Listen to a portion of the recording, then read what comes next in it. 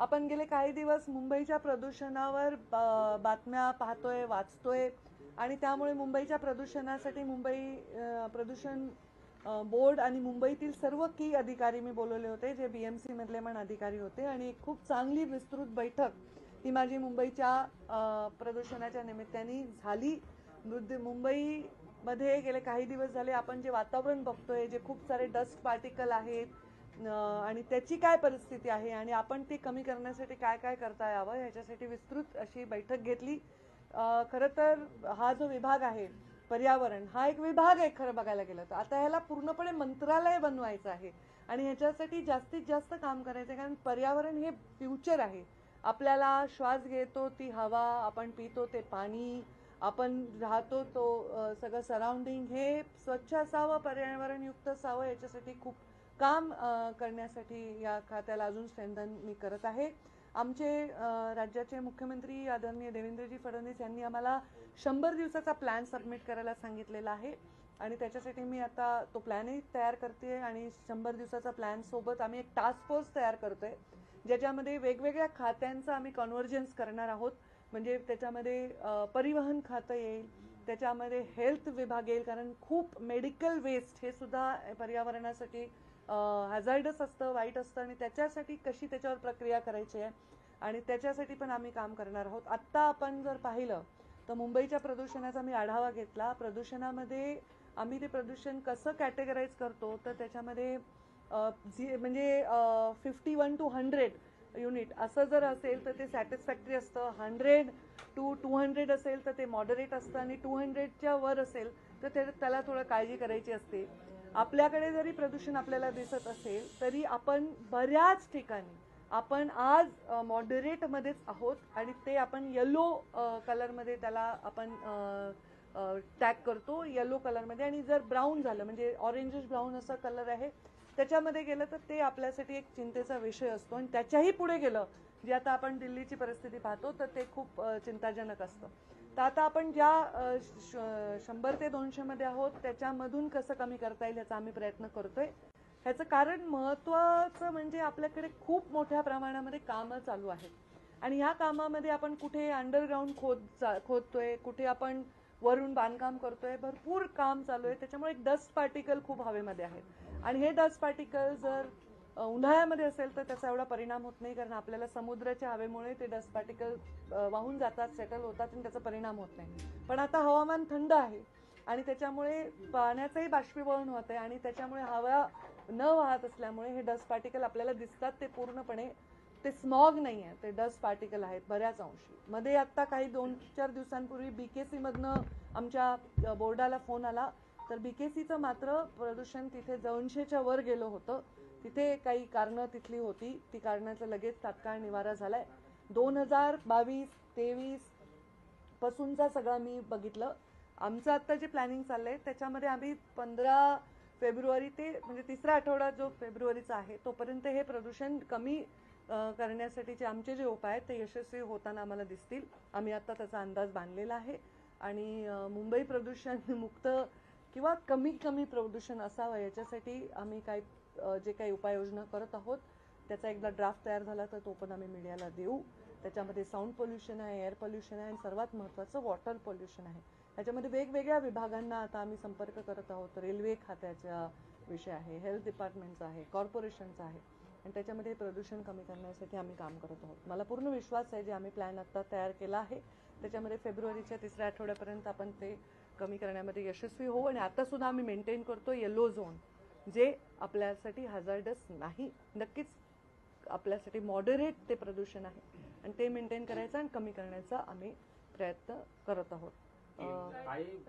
केंद्रासोबत तुम्ही कशा प्रकारे समन्वय राखणार आहे? कारण 1-2 वर्ष अगोदर सफरकडनं अनेक डेटा जो आहे तो आपल्याला पुढे येताना पाहायला मिळत होता, त्यामध्ये मोठ्या प्रमाणात प्रदूषण हे मुंबईमध्ये दाखवलं गेलेलं होतं. तुमच्याकडनं या संदर्भात पत्र देखील लिहिण्यात आलेलं होतं की हे प्रदूषण जे आहे ते मोठ्या प्रमाणात आहे आणि त्यामुळे सफरचा डेटा हा पूर्णपणे बंद करण्यात यावा. त्यामुळे तो डेटा पूर्णपणे बंद आहे. IITMचाच डेटा सध्याला होतो आहे, मात्र तो देखील अधिक दिसतोय MPCB पेक्षा. सो त्यामध्ये काही समन्वय तुमचा असणार आहे का की नाही? नक्कीच असणार आहे. मी कालच माझे केंद्रीय मंत्री भूपेंद्रजी यादव यांची बैठक मी त्यांच्याबरोबर भेट घेतली. त्यांनी मला काही मार्गदर्शक सूचनाही केल्या. आता कारण मी चार्ज घेऊन हार्डली 4-5 दिवस झालेले आहेत, त्यामुळे हे सगळं व्यवस्थित प्लॅनिंग करून त्याला इम्प्लिमेंट करण्यासाठी जो नॅचरल काळ लागतो त्याहीपेक्षा 100च्या स्पीडने आम्ही जात आहोत. तर त्याच्यामध्ये आम्ही नक्कीच ह्याच्यामध्ये केंद्राबरोबर याचा आम्ही नक्कीच संपर्कात राहू, समन्वयात राहू. परंतु हा टोटली आता आपला विषय आहे. प्रदूषण हा त्या झोनमधला विषय आहे आणि त्याच्यामुळे आपण त्याच्यामध्ये आता मी जसं सांगितलं की आता मुंबई, पुणे, नागपूर या ठिकाणी आता हिवाळा पण आहे. हिवाळ्याचं कारण हे मेजॉरिटी आपल्याला त्याच्यामध्ये अडचण निर्माण होते. त्याला कमी करण्यासाठी आणि असंच पुढे मेंटेन करण्यासाठी किती कडक नॉर्म्स करावे लागतील. म्हणजे तुम्हाला जर आता मी डिटेल नाही सांगू शकणार, 1 तास लागेल मी सांगायला गेले तर. साधा विषय आपल्या मुंबईमध्ये जेवढे रेस्टॉरंट्स आहेत, म्हणजे आम्ही विचार केला एअर पोल्युशनचे मोठे मोठे विषय तर ठीक आहे, मोठे कामं चालू आहेत, ब्रिजेसचे कामं चालू आहेत, कोस्टल हायवेचे कामं चालू आहेत किंवा हे चालू आहेत, तर त्याला आपण स्प्रिंकलर वापरण्यासाठी वगैरे कंपल्सरी केले. तात्काळ त्यांना फाईन केला, काम थांबवायला सांगितलं, अशा उपाययोजना केल्या. जिथे बांधकामाचे नॉर्म्स पाळले जात नाही आहेत, त्याच्यामुळे डस्ट पार्टिकल आहेत, त्यांना सुद्धा सूचना देऊन, नोटिसा देऊन ते पण आपण एक काही दिवस, काही ठिकाणची बांधकामं सुद्धा 4 दिवस 8 दिवस कमी केल्याने पण त्याच्यामध्ये परिणाम झालेला आहे. म्हणजे 3-4 दिवसापूर्वीची जी परिस्थिती प्रदूषणाची ती आज आपल्याला दिसत नाही. आजचे रिपोर्ट्स त्याच्यापेक्षा बरे आहेत.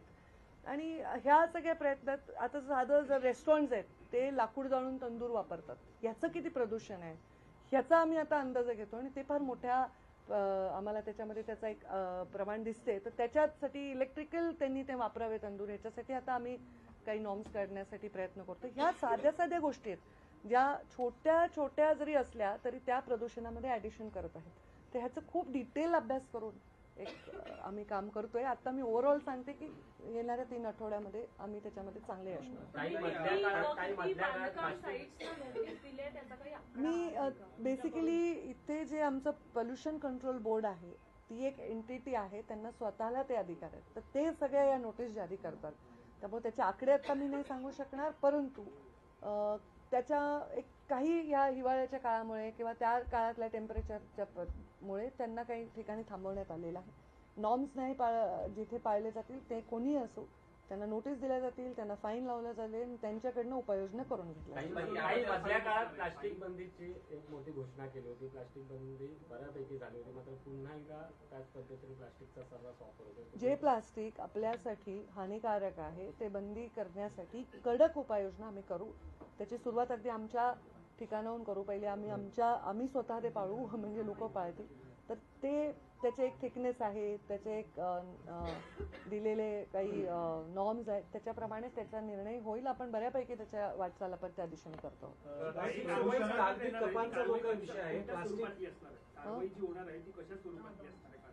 कशाबद्दल मी आत्ताच तेच सांगितलं की आता मी मुंबईच्या प्रदूषणापुरतं मर्यादित बोलते, पण प्रदूषण हा विषय फक्त एवढाच नाही आहे, हा त्याच्यापेक्षा पलीकडे आहे. आता आम्ही नदी पुनर्जीवनाचे विषय हातात घेतोय. जसं नमामि चंद्रभागा आहे, गोदावरी नदीचं स्वच्छ करणं, इंद्रायणी नदी आहे, पंचगंगा आहे. आता मी कोल्हापूरला गेले, त्या लोकांनी सांगितलं की खूप वास्ट विषय आहे. मी जसं सांगितलं ह्याची पत्रकार परिषद ही 10-15-20 मिनिटात होणार नाही. त्यामुळे मी असा विचार केला की मी एक एक विषय हातात घेऊन माझे काम जे करते ते तुम्हाला अवगत करेन, म्हणजे तुमच्याही सूचना येतील की हे प्रत्यक्षात होते किंवा नाही, त्याचे पण आम्हाला रिपोर्टिंग घेता येईल. आणि आम्ही आता ऑनलाईन एक ॲप तयार करतोय जेणेकरून लोक सांगू शकतील. सगळ्यात मोठं हे जे सिमेंट कॉन्क्रीटचा जो काम आहे त्याच्यामध्ये जे वाहतूक होते ती ओपन होते, ते कव्हर झाली पाहिजे. तर आम्ही आता लोकांना, नागरिकांना ते अधिकार देतोय की तुम्ही फोटो काढा, तुमचं टॅग करा की तुम्ही कुठे आहात, जिओ टॅग करा, तुम्ही कुठल्या लोकेशनला आहे, तात्काळ आम्ही त्याच्यावर ॲक्शन घेऊ. जे कोणाचं ते असेल प्रदूषण जे करतायत ते, साधा कचरा सुद्धा कवर्ड नेला पाहिजे. ह्या साध्या साध्या गोष्टी आहेत, पण ह्याला इतकं डिटेलमध्ये मी प्रेसमध्ये सांगणं म्हणजे तेवढा हे करण्यापेक्षा मी विंग वाईज घेईन. आता मी एअर पोल्युशन मुंबई एवढाच विषय हातात घेतलाय, बाकी सगळ्याच विषयाची माझी चर्चा झाली आहे. जसे जसे विषय येतील तसं तसं आपण त्या विषयावाईज करू. तुम्ही कागदी कप वगैरे म्हणताय, त्याच्यामध्ये सुद्धा बेसिकली बऱ्याच विषय कचऱ्याचं व्यवस्थापनाला नोडल एजन्सी या महानगरपालिका, नगरपालिका आहेत, तर त्यांच्याबरोबर टायअप करून या विषयाला आपल्या हाताळावं लागेल. रिसायकलवर जास्तीत जास्त जोर दिला पाहिजे. झाडांचं कटिंग कमी करून, लाकडं जाळून जसं मी आता सांगितलं की तंदूर आम्ही लाकडाचे बंद करण्यासाठी सगळ्या एक रेस्टॉरंट असोसिएशनला बोलून त्याच्यावर निर्णय घेणार आहोत. ह्या छोट्या छोट्या गोष्टींनी आपण या प्रदूषणाला कमी करू. तरी पण आपलं प्रदूषण ही येलो झोनमध्ये आहे. Red zone, brown zone, red झोनमध्ये आपण नाही, फार कमी ठिकाणी तसं राहणार. Question is very specific to Yeah. Mumbai. We can see the temperatures are rising. Summer is going to be here by Feb. So is that the reason that third week of February we will see less pollution? See So what that- are your very specific steps See being that taken? that is the reason you are seeing more pollution, because there was less temperature. There was little bit winter season. They always, every year, if you see, pollution rises from this around December to February, and that is the reason you see more dust particle. But this pollution, I observe, and I'm going to take actual report also. It is more of a dust particle. It's not smog, or it's not some hazardous gases in there. So it is dust particle, and how to take care of that. The temperature also is one of the reasons. We will see it less, but that is not the only reason. पर्यावरण मंत्री आज धुळीच्या प्रदूषणाबाबत Have the officials given you any specific points saying, okay, we're going to do this, this, Yeah. this? Yeah. Can you please tell us? Yeah, they are going to use more of sprinklers on the sites where the roads and bridges and tunnels are happening. They are in some areas they stop some construction work. There also there are norms, proper norms to be followed. We have given instructions and notices to certain, of course, people who are building and their construction work is going on. And where we are being more vocal and we are being more interactive about complaints from the public, where we will address them and we will take care of them, because sometimes people witness certain things and they can immediately report to us, and that also we can take care. So these are 2-3 measures we are taking. तुम्ही त्या प्रकरणावरती बोलत नाहीत असं सुरेश धस यांचा आरोप आहे की तुम्ही स्पष्ट येऊन समोर पर्यावरणाचे प्रश्न झाले का? तुम्ही तुम्ही पण पत्रकार आहे का? एक मिनिट थांबा ना, उजवी बाजू दुसऱ्यांना पण बोलू द्या. हा जी,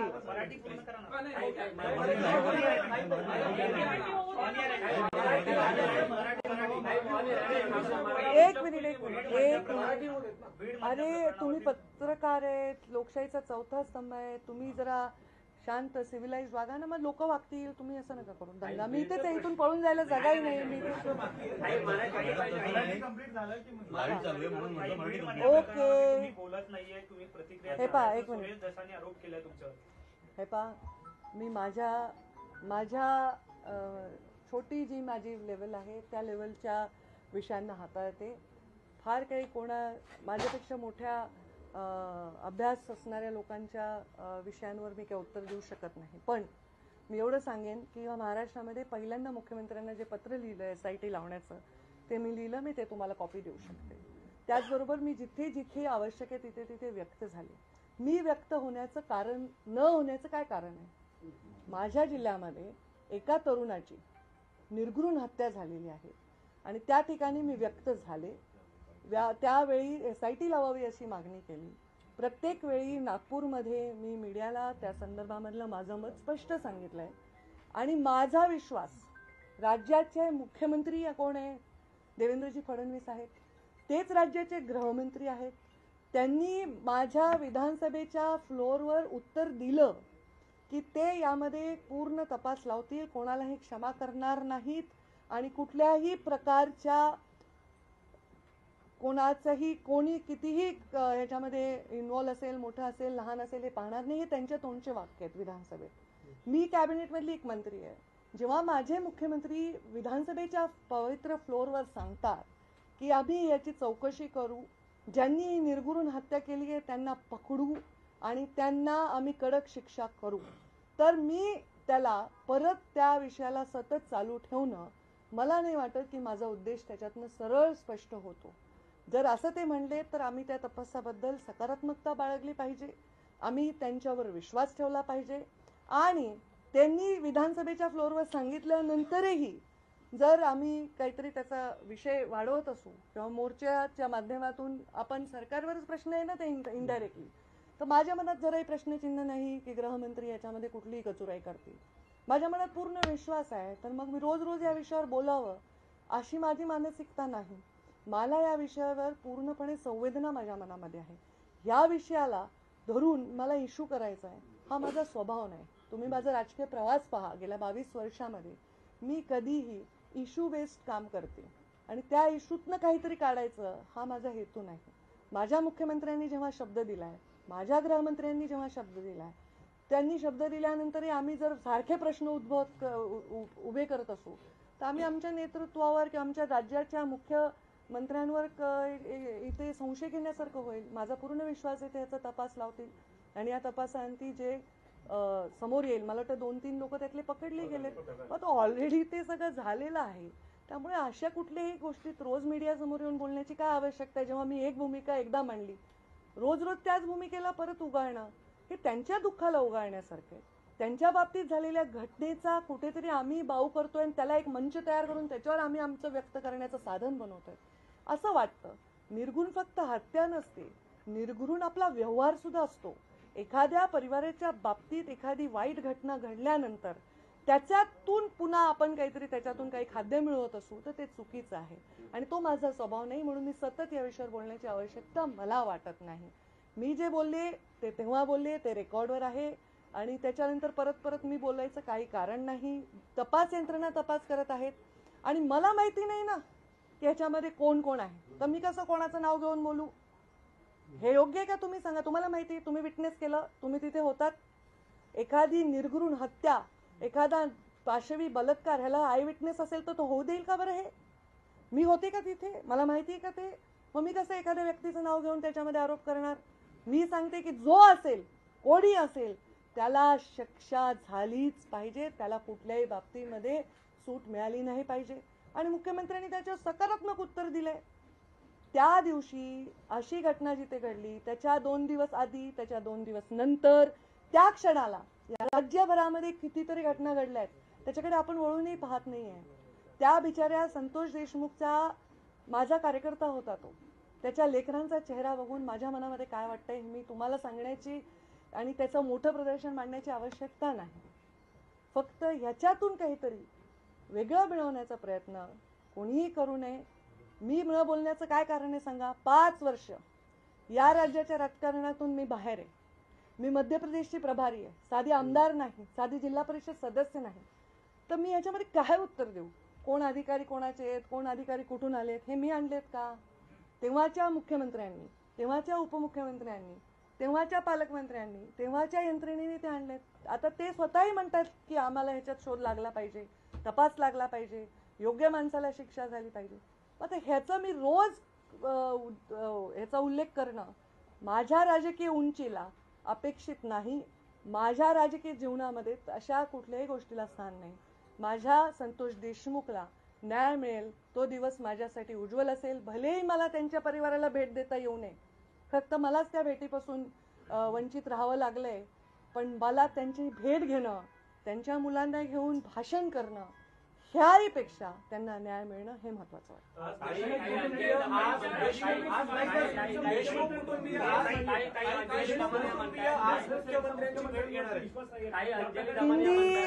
हिंदी में मैं प्रदूषण के बारे में कुछ कहना चाहती हूँ और वो प्रदूषण हमारे मुंबई के प्रदूषण के बारे में आज मैंने बैठक ली है.